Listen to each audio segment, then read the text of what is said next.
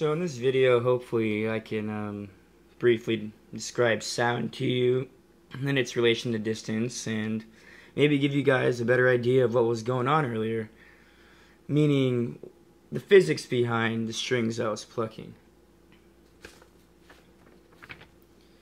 So what exactly is sound?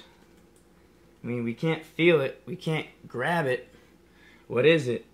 Well, sound is basically created through a rapid variation in the density or pressure of air molecules above and below the current atmospheric pressure.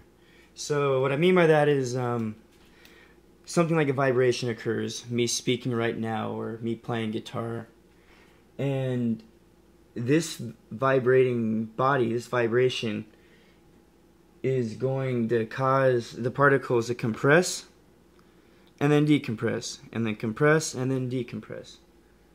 They're going to fluctuate, and this fluctuation in pressure is known as a sound wave. Our brain understands sound through this sort of pattern of compressing and decompressing. Now, in physics, we can classify sound through something known as the sine wave. Here is the amplitude, meaning the compression, the max compression. Here is the decompression area. This is compression, decompression together, the max displacement. So we have a vibrating body of some sort, you know, my voice or acoustic guitar. It's going to create a vibration, and air particles are going to keep smacking each other until they cause a max displacement up here, and then they're going to come down and displace and come back up. So the real filled in dotty part is right here, and the less filled in parts down here. And this is known as a cycle when these are combined. Now, the frequency of sound can actually be determined through counting these cycles out. I mean, you wouldn't be able to do that in real life. You can't really see these things, but hypothetically speaking, hertz, the term hertz means one cycle. So you can find hertz through this equation, which means frequency equals 1 over time, and time in this case is 2, because the graph says 2 seconds. And so what happens when we do 1 divided by 2, we get 0.5.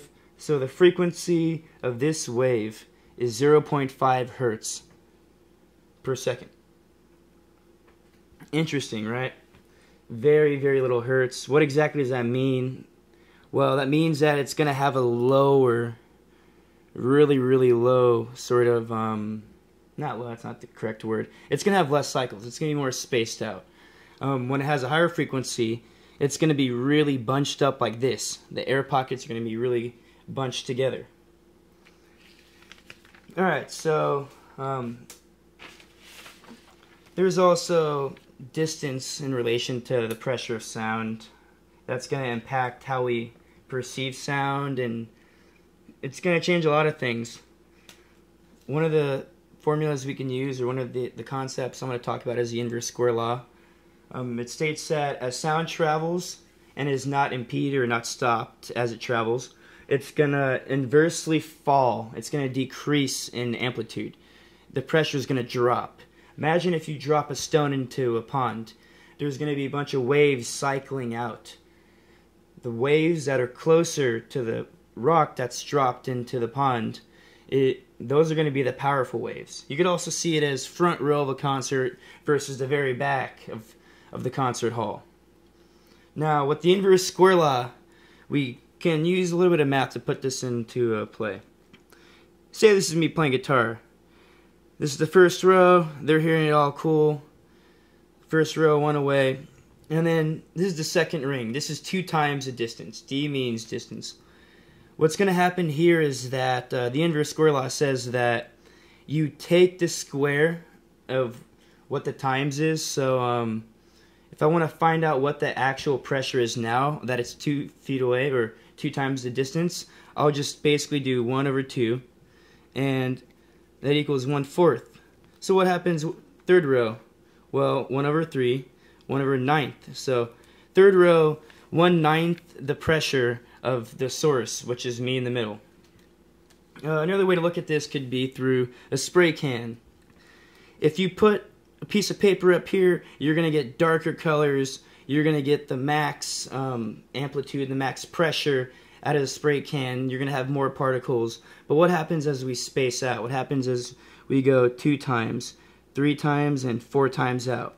Same idea, 1/4 the total pressure, 1/9, 1/16.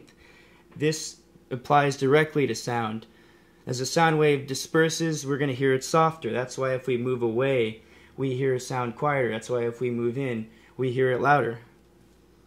Alright, so in regards to finding out how much a sound level drops, we're going to have to understand decibel. Decibel is just a measurement for the air displacement, the pressure displacement that occurs when a vibration triggers a sound wave.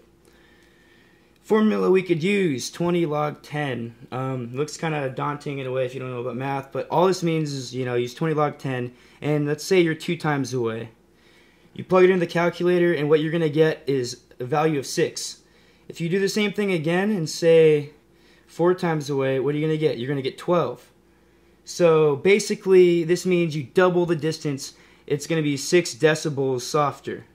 If you quadruple, it's going to be 12 decibels softer. So if I'm 4 feet away, talking to you at 50 decibels, and I go to you 8 feet away, I'm going to be down to 44 decibels now.